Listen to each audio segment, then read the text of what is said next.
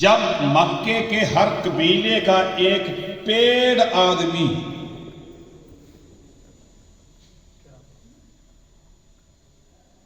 جن کو خطرہ تھا کہ ہمارے سرداری جا رہی ہے، تو انہوں نے لوگوں کو لالچ دے کے ہر قبیلے سے ایک ایک بڑا جری جوان لیا ہوا تھا، اور وہ تاجدار انبیاء کے گھر کا محاصرہ کیے ہوئے تھے۔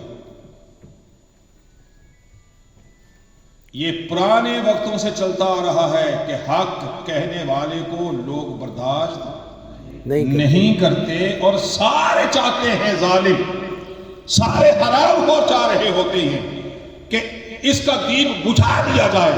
کفر یہ چاہتا ہے دین بجھا دیا جائے، اور حق کا منظور ہوتا ہے کہ تم بجھانا چاہو میں تمہیں جلا کے دکھاؤں گا کہ کیسے جلے۔ واہ واہ واہ واہ۔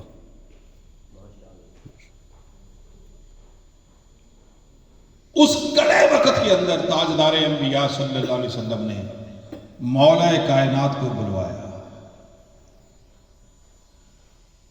پتہ کتنی عمر تھی مولا کائنات کی اس وقت؟ 23 برس، 23 ایئرس اولڈ۔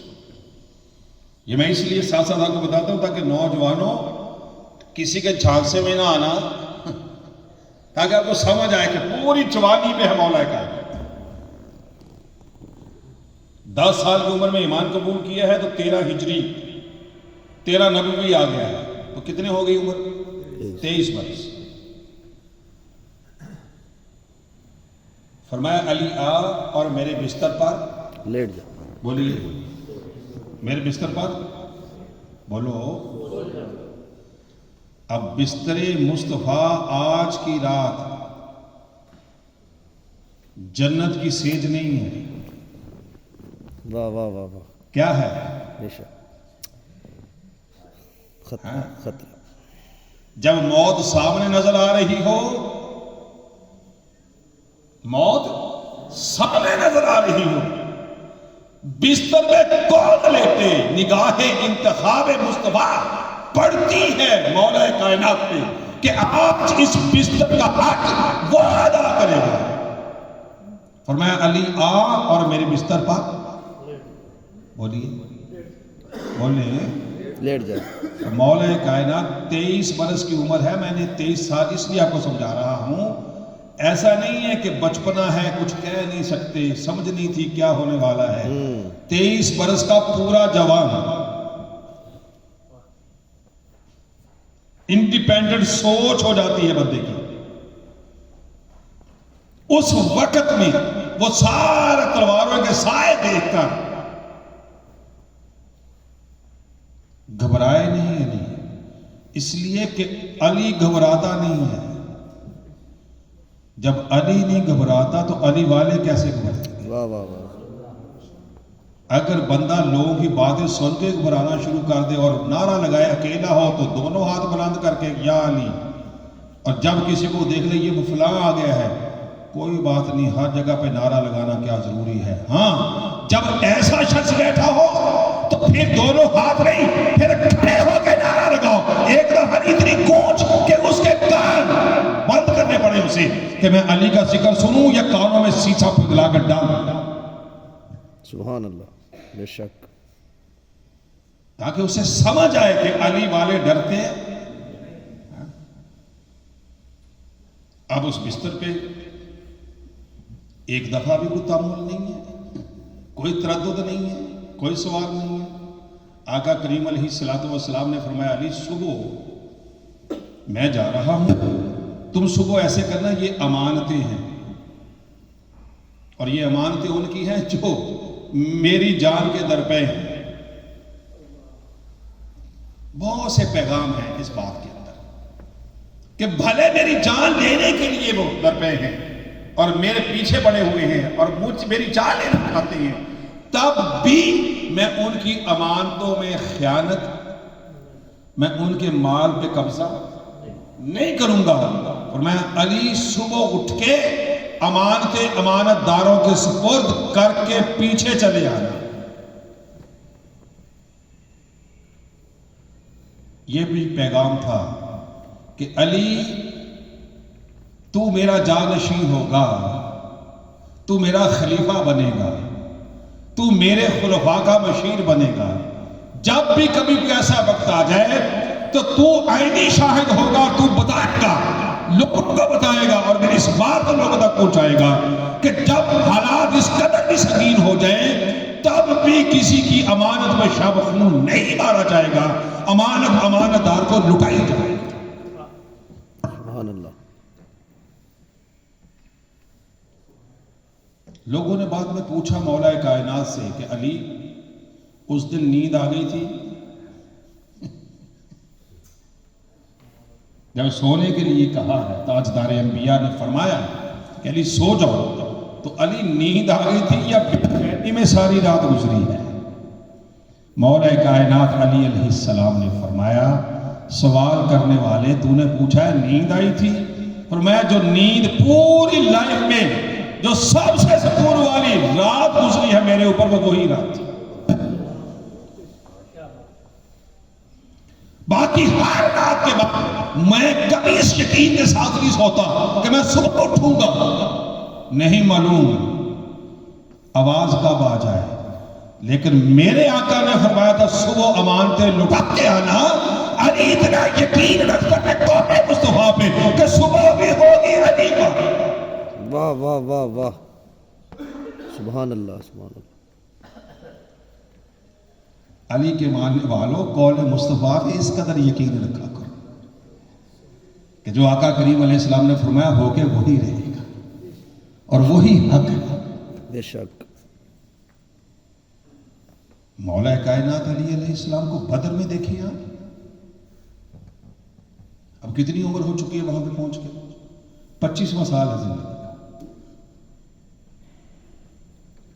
اب جب بدر سجا ہے تو عتبہ, شیبہ اور ولید, باپ بیٹا اور چچا, یعنی 2 بھائی اور ایک ان کا بھتیجا یا ایک کا بیٹا دوسرے کا بھتیجا, یہ 3 آئے ہیں مبارزہ دینے کے لیے.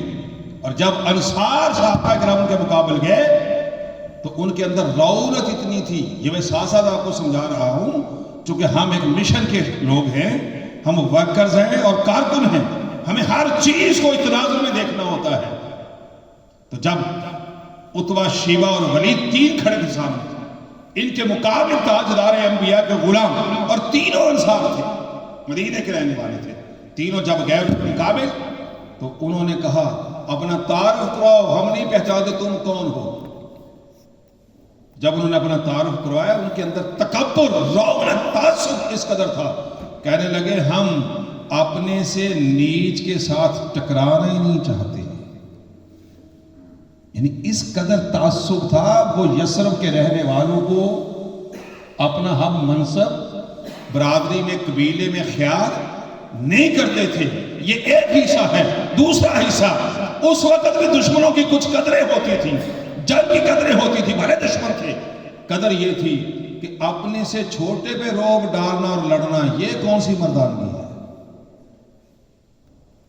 یہ دوسرا پہلو ہے. ان کا اگر لڑنا ہے تو اپنے برابر کا مقابلہ.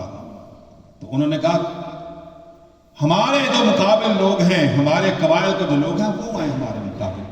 تب تاجدار انبیاء صلی اللہ علیہ وسلم نے تینوں مہاجر, جس میں مولا کائنات بھی شامل ہے, یہ پہلا مارکا ہو رہا تھا, اور پھر ایک ہی جھٹکا لگا ہے, مولا کائنات نے اس کے پرچے اڑا دیے, اپنے بدے مقابل کیا. 9 کافروں کو واصل جہنم کیا ہے مولا کائنات نے میدان بدر. کتنوں کو بولیے؟ یہ مولا کائنات علی علیہ السلام. آپ آگے چلیں گے, احد میں چلے جائیں, آپ خندق پہنچ جائیں.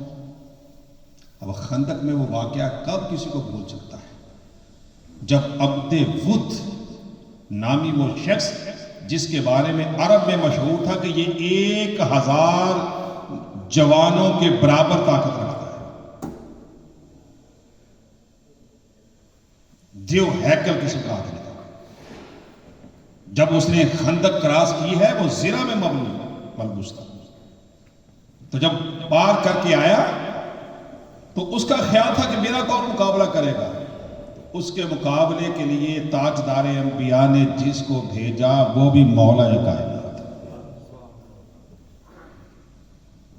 علی نے صرف سجدے کر کے نہیں دکھائے یا صرف جنگ کر کے نہیں دکھائی. علی جیسی جنگ کوئی نہیں کر سکا, علی جیسا سجدہ بھی کوئی نہیں کر سکا. واہ واہ واہ واہ, سبحان اللہ سبحان اللہ. آئیڈیل مرد مومن. بے شک کیا بولا میں نے لفظ؟ آئیڈیل. ہر میدان کے اندر سخاوت دیکھنی ہو تو پھر قرآن کی آیتیں اتر دیں. سبحان اللہ. عبادت ہو تو سوال کرنے والا پوچھتا ہے علی جس کو اتنے سجدے کرتے ہو کبھی اس رب کو دیکھا بھی ہے؟ واہ. مولا کائنات نے فرمایا سائل تو نے کیا سوال کر دیا ہے کہ جس کو میں سجدے کرتا ہوں اسے دیکھا کہ نہیں؟ فرمایا علی ایک سجدہ کرتا ہے اور دوسرا اس وقت تک نہیں کرتا جب تک اسے دیکھ نہ لے. میرا دھیان چوری مظفر صاحب اس طرف جاتا ہے کہ پہلا سجدہ رب کے دیدار کی طلب میں مولا کائنات کرتے تھے اور دوسرا سجدہ دیدار کے بعد اظہار تشکر میں کرتے تھے. عبادت مولا کائنات کی اور عبادت کا انہماک کس قدر ڈوب کے عبادت کرتے ہیں کہ جنگ کے دوران تیر پنڈلی سے پار ہوگا نکل نہیں رہا. سب نے اپنے اپنے حربے استعمال کیے. جب کوئی کامیاب نہ ہوا تکلیف بہت ہوتی تھی. آپ کو پتا ہے تیر کیسا ہوتا ہے, واپس کھینچے تب بھی تکلیف, پار کرے تو تب بھی تکلیف. تو مولا کائنات نے خود ہی اس کا علاج تجویز کیا. فرمایا لوگوں میرے ساتھیوں جب میں نماز میں کھڑا ہو جاؤں نا, کہاں بولیے, ہم تو نماز میں پورا حساب کرتے ہیں تب بھی ہم کہتے ہیں ہم مولائی ہیں. مولائی ہونا ہے تو دیکھو مولائی عبادت کیسے کرتا ہے, کرنا چاہیے اسے. اگر مولا علی کو ماننے والا مولائی ہے نا تو پھر اس کی عبادت کا شغف, انہماک, کنسنٹریشن, توجہ کس قدر ہونی چاہیے گہری. فرمایا جب میں نماز میں کھڑا ہو جاؤں تب تم تیر کھینچ لینا. مولا کائنات علی علیہ السلام نماز میں کھڑے ہوئے, تیر کھینچنے والوں نے تیر کھینچا, فارغ ہو گئے. نماز کے بعد پوچھا بھی تم نے تیر نہیں کھینچا؟ انہوں نے کہا جی کھینچ لیا ہے, اب تو تیر نہیں ہے آپ کی پنڈلی میں. فرمایا پیدا کرنے والے رب کی قسم علی کو چیونٹی کے کاٹنے کے برابر بھی محسوس نہیں ہوا. بننا ہے علی والا یہ صرف علی کے نام کا کیک ہی کھانا ہے؟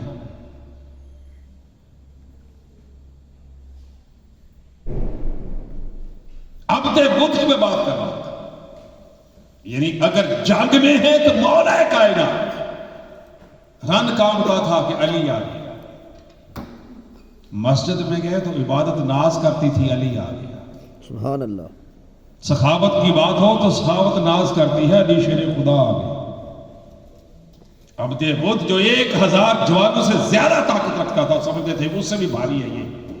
تو مولا کائنات علی علیہ السلام کو جب تاجدار انبیاء نے بھیجا تو یہ کتابوں میں نقل ہے کہ جب تاجدار انبیاء کا یہ غلام یہ مومنوں کا مولا اس کے مقابل گیا اور پنجہ آزمائی کی.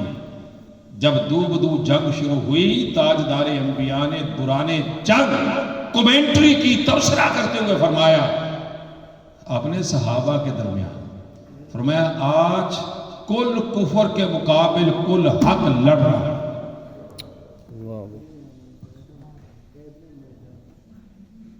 اس عبد بدھ کے 2 ٹکڑے کرے کیے ہیں جب, تب آنے والے کافروں کو سمجھ آئی کہ دال یہاں پہ نہیں گلے گی, واپس ہی لوٹنا اچھا ہے. مولا کائنات علی علیہ السلام کی ہم چونکہ وقت ہمارے پاس تھوڑا ہے تو ہم اور برکت کے لیے آخری حدیث پڑھ لیتے ہیں. آقا کریم علیہ السلام نے فرمایا, اور یہ مسلم شریف کی حدیث ہے, حضور سیدی شیخ الاسلام نے اس کو بڑی وضاحت کے ساتھ بیان کیا ہے, موقع ملے تو ضرور سنیں. اور یہ روایت خود مولا کائنات کرتے ہیں، کہتے تاجدار انبیاء نے میرا ہاتھ پکڑا سبحان اللہ، اور ہاتھ پکڑ کے فرمایا علی میری امت میں سوائے مومن کے تجھ سے محبت کوئی نہیں کرے گا اور سوائے منافق کے تجھ سے بغض کوئی نہیں رکھے گا۔ سبحان اللہ، سبحان اللہ، جب پیمانہ تاجدار انبیاء ادا کر دے تو پھر کسی کی اور کی بات نہیں پوچھی جائے گی، کسی سے پیمانہ نہیں لیا جائے گا، کسی سے اسٹینڈرڈ نہیں لیا جائے گا کہ فلاں کہہ رہا ہے فلاں کہہ رہا ہے۔ قول تاجدار انبیاء کا، فرمایا میری امت کے کسی مومن کی شناخت اس سے ہوگی کہ وہ علی سے محبت کرے گا، اور منافق کی نشانی یہ ہوگی وہ علی سے بغض رکھے گا۔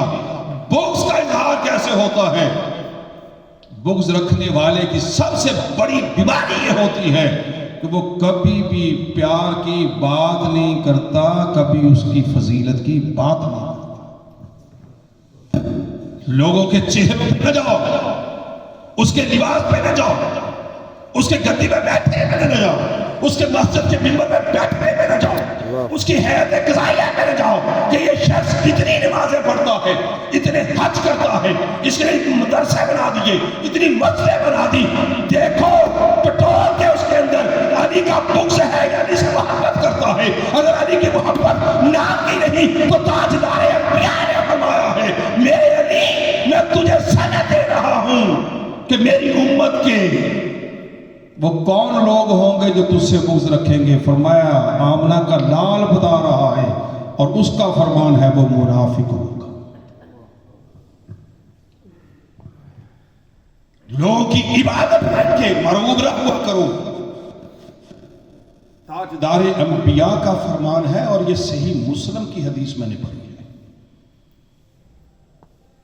ہم کہتے ہیں ہمیں ڈر لگتا ہے اس کی ٹوپی دیکھ کے، اس کی پگڑی دیکھ کے، اس کے ٹخنے ننگے دیکھ کے، اس کی تسبیح دیکھ کے، اس کی آنکھیں سرخ دیکھ کے، اس کا قد دیکھ کے، اس کی مسجدوں کی بنائی ہوئی تعداد دیکھ کے، اس کے بنائے ہوئے مدارس کی تعداد دیکھ کے، یہ سب کچھ فوق ہے۔